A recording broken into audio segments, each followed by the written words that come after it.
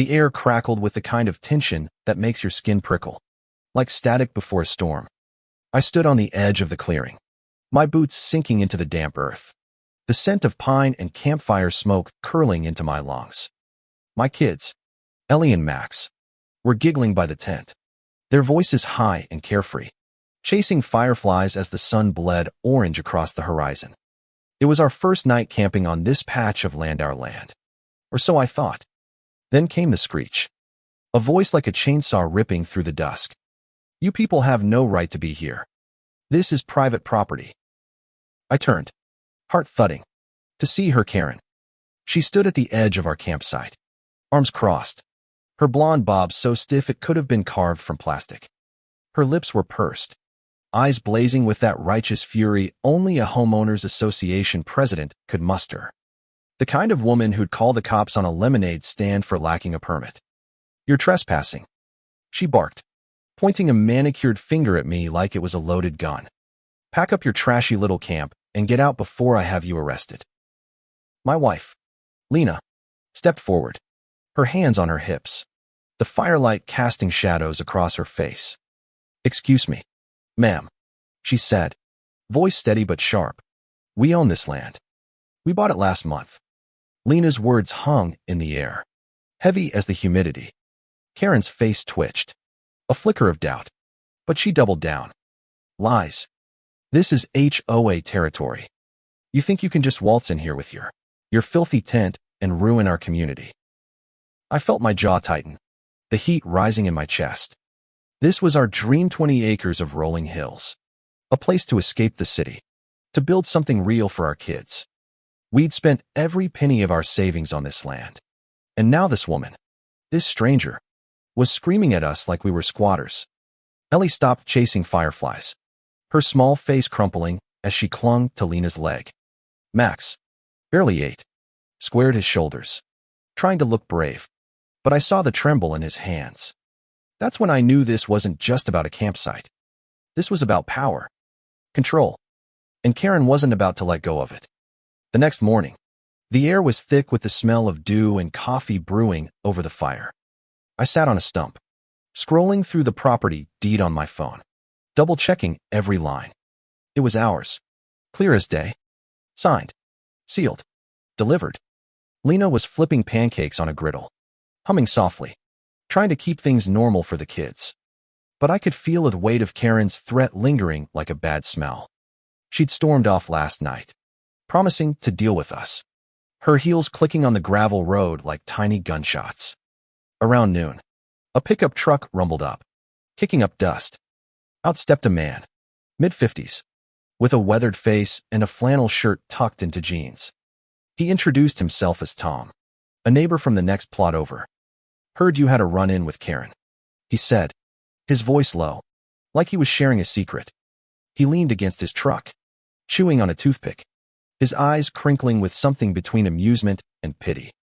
She's been running this HOA like her own personal kingdom for years. Thinks she owns every blade of grass in this county. Tom's words hit me like a punch. This wasn't just about us. Karen had a history bullying new folks, slapping fines on anyone who dared paint their mailbox the wrong shade of beige. He told us about a young couple who'd moved in last year, only to leave after Karen hounded them over their unapproved garden. She's got the HOA board wrapped around her finger, Tom said, spitting into the dirt. But you folks, you might just have something she doesn't expect. That night, as the kids slept in the tent, their soft snores mixing with the chirp of crickets, Lena and I sat by the fire, whispering, "What if she's right?" Lena said, her voice barely above a breath. "What if there's some loophole? Some HOA rule we missed?" I reached for her hand, feeling the calluses from years of hard work. "We've got the deed," I said, trying to sound sure. "She can't touch us." But deep down, I wasn't so certain. The doubt gnawed at me, sharp as the cold biting my fingertips. The next day, Karen came back. This time, she wasn't alone. A man in a cheap suit trailed behind her, clutching a clipboard, his face pale and nervous. "This is Mr. Hargrove," Karen announced, her voice dripping with smug satisfaction. He's with the county assessor's office. I filed a formal complaint about your illegal encampment. Hargrove cleared his throat, avoiding my eyes. Sir, I'll need to see your documentation, he mumbled, like he'd rather be anywhere else. I handed over the deed, my hands steady despite the rage simmering in my gut. Hargrove scanned it, his brow furrowing. Karen stood there, arms crossed, waiting for her victory. But then Hargrove looked up, his voice quiet but clear. This is legitimate. The land's been properly transferred. No HOA jurisdiction applies here. Karen's face froze. For a moment, it was like the air had been sucked out of the clearing. Her mouth opened, then closed, like a fish gasping on dry land. That's impossible, she hissed. This land is under my authority. Hargrove shook his head, almost apologetic. Ma'am, this parcel was never part of the HOA. It's outside the covenants. I swear I heard Lena stifle a laugh. Ellie, who'd been watching from the tent, let out a little cheer. Karen's eyes darted to her, venomous, but she said nothing. She just turned and stormed off, her heels sinking into the mud, Hargrove scurrying after her. That should have been the end of it. But something told me Karen wasn't the type to let go.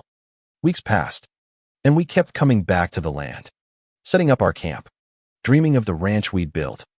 The kids would run through the tall grass, their laughter echoing off the hills. Lena sketched house plans in a notebook, her pencil scratching late into the night.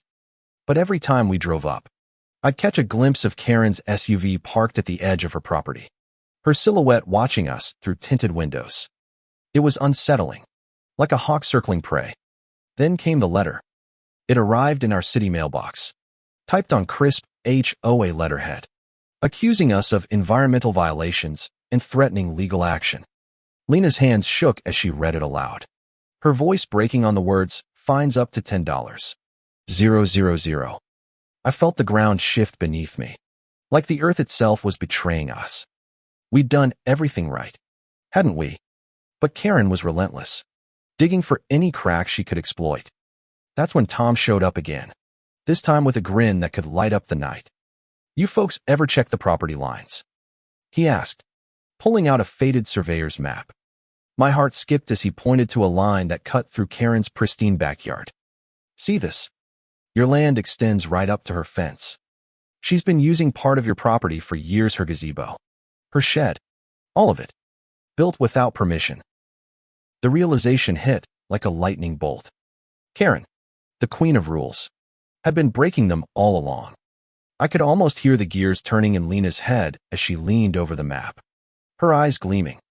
We could take it back, she said, her voice low, fierce. All of it.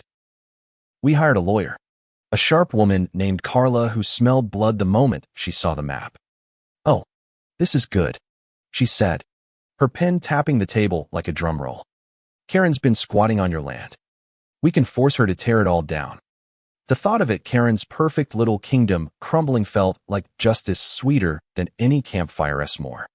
The showdown came at a county hearing, the room packed with neighbors who'd come to see the HOA queen fall. Karen sat at the front, her face a mask of defiance. But I saw the sweat beading on her forehead, the way her hands gripped her purse like a lifeline.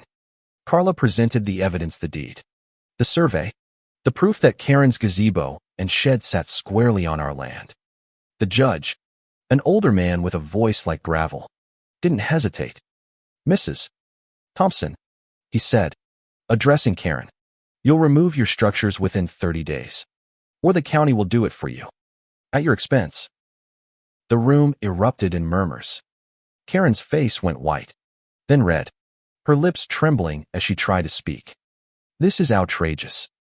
She finally spat, her voice cracking. I've lived here for 15 years. You can't just— The judge cut her off with a raised hand. The law doesn't care how long you've been breaking it. As we walked out of the courthouse, the air felt lighter, like the first breath after a long dive. Ellie and Max were waiting outside, their faces lit with hope. Lena grabbed my hand, her fingers warm and steady. We're building that ranch, she whispered, her voice thick with tears. For them. A year later, The ranch stood proud white fences, a red barn, a house with a wide porch where we'd watch the sunset. The kids ran through the fields, their laughter louder than ever. Karen's gazebo was gone, her shed dismantled, her backyard a barren patch of dirt. She still lived next door, but she never looked our way. Not once. Sometimes, late at night, I'd step onto the porch, the cool wood creaking under my boots, and breathe in the scent of hay and freedom. This was our land, our home, built on the ashes of Karen's tyranny. And every sunrise felt like a promise. No one would take our dreams again.